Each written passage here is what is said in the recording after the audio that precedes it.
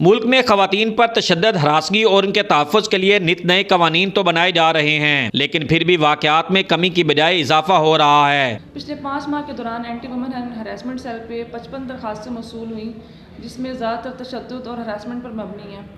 दौरान तफ्तीश ये बात सामने आई है कि इन शिकायत की सबसे बड़ी वजह तालीम की कमी, जहेज़, कम उम्र की शादी और वटा सट्टा की शादी है, और ये इन केसेस की सबसे बड़ी वजूहात है जिसकी वजह से इस तरह के मसाइल बनते हैं और हमारे सामने आते हैं। थानों की तरह अदालतों में भी खवातीन हरासगी और तशद्दुद के केसेस में इजाफा देखने में आ रहा है। माहिर कानून मैडम आफिया शेख कहती हैं कि अदालतों में फैसलों के बाद इन पर अमल न होने की वजह से वाक़यात में इजाफा होता है।